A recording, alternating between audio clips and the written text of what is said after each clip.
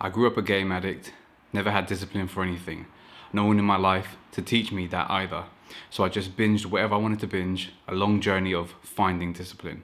I'm now 29 and considered to be a disciplined by definition. Doing something consistently, even not when wanting to. This definition is nuanced, but that's what I use. Anyways, I work out 5 to 6 days a week now, even when I do not want to. So what I expected was this mental growth of strength within me that would change the way I looked at life. But it's really none of that. Matter of fact, it doesn't feel like anything at all. When I do not want to go to the gym, for an example, I simply think of the consequence of not going and then I go. There's nothing magical about it whatsoever. Some people will say, well, I do the same and I still can't get my ass to go there. But, well, I used to be like that too, but the feeling doesn't really change. You're just more in the habit of going. That's literally all there is to it. So basically what I'm saying is you do not require more discipline. You do not require more willpower for discipline, but rather you've developed the habit to not need willpower at all. The advice would be not to focus on discipline, but rather on habit. That's for someone who's written a post about discipline is not what I expected it to be. And that's fantastic, like what they've come to a realization of.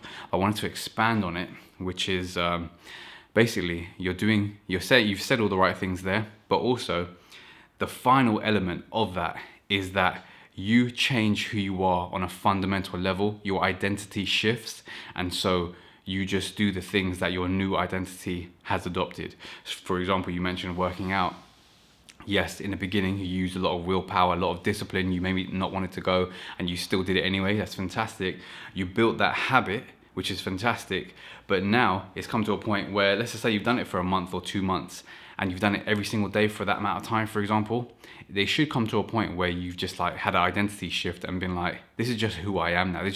I've just accepted that this is going to be a part of my life forever now, because I've been doing this so consistently for so long and I know it's a good thing.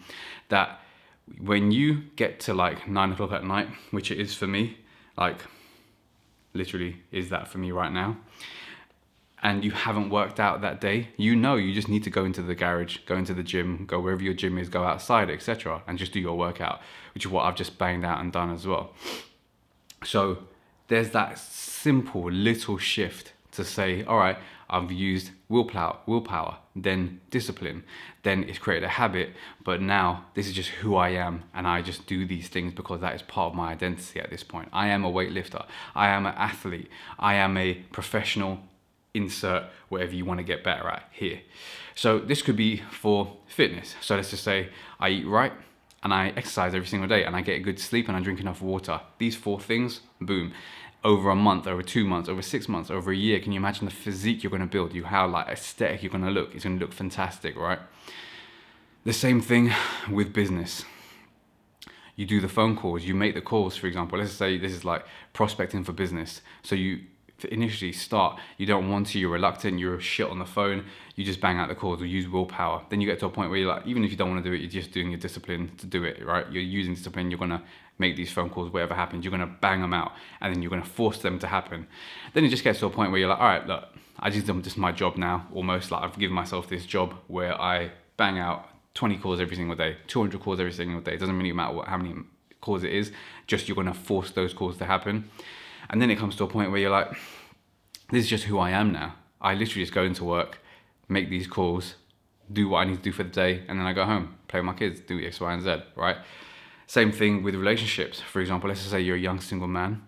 And like, for example, when I was young in the game and single at this point, I'm married with a kid now, but like when I was single, in the beginning, it was very daunting to speak to beautiful women out and about in Oxford Street or shopping centers, etc., right? But I forced it to happen. So I use my willpower, I use my discipline to make it happen. I need to get better at this skill. I know I'm shit at it.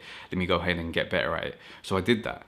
And yes, you fail a shitload going through that process, but you get better at it. And then it becomes a habit. You like go out once a week, twice a week, 3 times a week, whatever.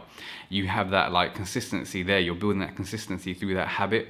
And then it gets to a point where you just adopted this identity that wherever you go, you just approach people in general. It could be It could be beautiful women. It could be anyone. It could be in an elevator talking to an old man about his life, etc. You just become more of an extrovert when you're out and about, and you start to have these conversations with people.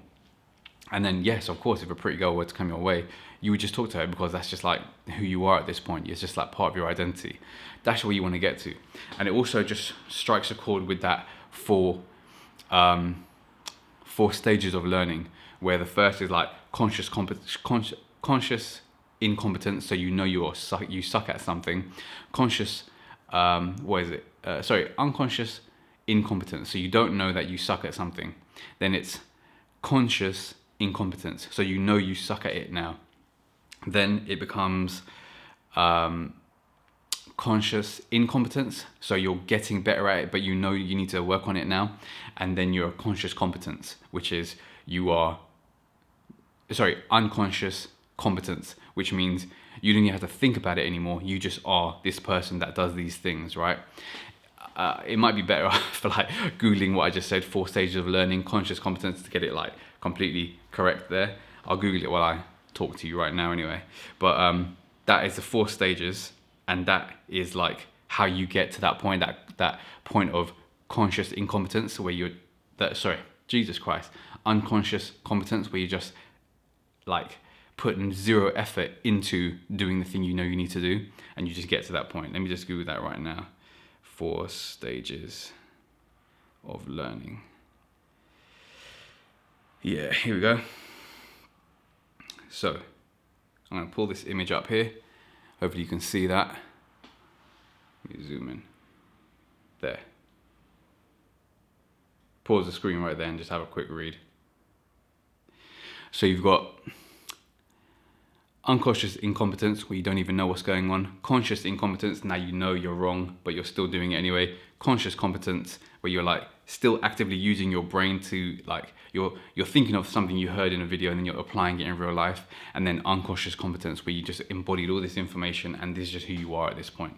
I should have got that up earlier. I'm sorry how shit that probably transferred across. However, the point of the video still stands. Like, to get to a point where you're excellent, where you're the best of your craft, you need to get to that unconscious competence stage, that part of the puzzle where you are changing your identity into this person, and then you will just live that life of the person you are aiming to be like. So I hope that helps, and I'll see you in the next video.